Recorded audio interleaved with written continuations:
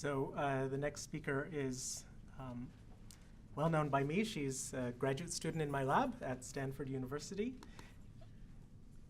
And she'll be discussing Let the Real You Shine, programs to enhance diversity and inclusion in graduate education.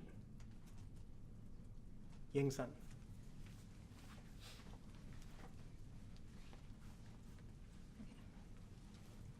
Hi, my name is Ying, and I'm a graduate student, like Jose said, in his lab. And today I would like to share some of the resources that I've benefited from at Stanford as a graduate student, and also how I've helped those resources improve for the next generation of graduate students. So I identify as a Chinese immigrant who is also a scientist, and I believe that scientists can have multiple identities. Here are some of my other ones.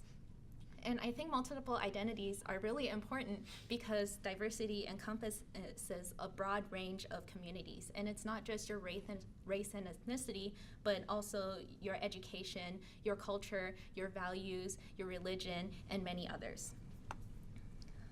So as a graduate student, students like me can have a hard time finding a sense of belonging in a large school, especially at Stanford. And it's because we're worried about a lot of different things in addition to our research. And some of these things include finances. I'm worried about my student debt from when I was an undergrad, family and friends. Sometimes my parents get sick. I miss my friends at home. Trying to figure out where I belong in the community because the transition is really intimidating and it's hard to figure out and navigate.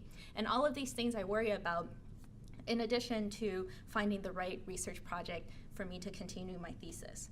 And when your foundation is sort of shaky like this, then negative experiences can also make you feel like you don't belong. And I know of many graduate students go through a lot of these difficulties, and I've personally gone through every single one of them.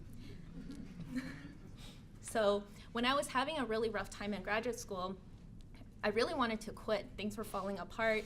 I was thinking that there's no way I was going to make it, and I was really close to dropping out because I thought it was either I'm going to drop out or the department's going to kick me out. And that's when I really looked for resources on campus to help me figure out how to stay in school. So I realized that asking for help is not always really straightforward because while there's a lot of resources on campus, there's not a specific resource that helps me to deal with my specific problems. So asking for help is sort of like a maze where a lot of people will tell you different things based on their perspective, and they're all trying to help you get to where you need to go, but it requires you to develop some self-awareness so that you know what different things you can learn from these different resources. So here are some of the things that I learned.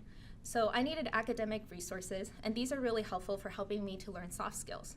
So I took workshops at the Vice Provost of Graduate Education where they held workshops to teach me how to navigate relationships and how to set expectations with my advisors. I also reached out to faculty members. They're not in my field, but at least they can talk to me and normalize the graduate experience and listen to my struggles and make me feel like, okay, like I'm not crazy. I really like this resource. It's called Academic Success Coaching, and I want to highlight this one because it was a one-on-one coaching session, and I really got to go there, and they gave me really applicable suggestions. Like, I needed to better manage my time. They were like, okay, use a Google Calendar. I was like, I have no confidence. And they were like, write a success journal, you know, like document your successes so that you remember them later. Like, you always think about your failures, but none of your successes. And then also it made me like really appreciate the space to say I have absolutely no idea. People like tell me to fake it until I make it, but then how do I fake what I really don't know? And this laid the foundation for me to build up. Additionally, I felt really lonely and sometimes worthless, and so I really needed a community for me to feel like I belong. And part of that was switching labs and going into Jose's lab. Even today, one of my lab mates was like, Ying, be confident, you can do it. You can give a good presentation. And that really makes me feel supported, both in the lab and out. I also sought emotional support through the mental health centers on campus, and also community support through the Graduate Life Office, as well as the Asian American Community Center. What I really enjoyed as well was identifying people with similar values. So I want to highlight the advanced program, which is a transition program for incoming graduate students. The program hosts workshops that help students academically, professionally, and also socially through community building. There's a lot of workshops that they offer, and I was able to work with students with similar backgrounds and similar values as me to improve these workshops for incoming students. I worked especially on the diversity workshop because I wanted to share how being open and vulnerable with other people allows other people to be open and vulnerable with me. And I also worked on journal club because I wanted students coming in to read very broadly and to understand from plants to human health, so that they don't have to specify a thesis project and a research field so quickly. And finally, I was really proud of the faculty dinners I helped organize. Traditionally, these have been happy hours and mixers, but I was actually able to invite students into faculty homes to create an intimate space for us to have meaningful conversations. And what I realized was that when I succeed, I can also help other people to succeed. So what I did was I also did outreach. I was able to highlight research from our lab at Cal Academy nightlife events so we could talk to the community about the science that we do. I gave talks to community college students and tried to recruit them to do research and join grad students and continue to learning amazing science. And I was able to also talk about sustainable agriculture and GMOs with the local community.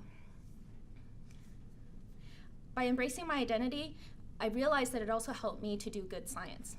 So as I was learning, I was also getting less intimidated. And so I was able to reach out to faculty and to postdocs and to my peers and actually have real science conversations, ones I couldn't have before because I was so worried about what people thought about what I said.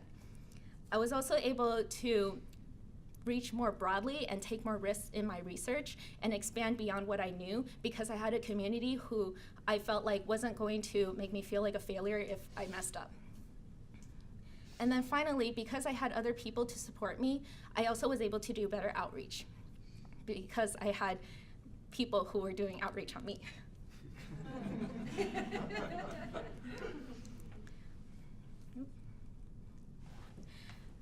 So I want to say that diversifying academia is twofold. One is the recruitment. We focus a lot of time on recruiting and we front load students a lot with resources.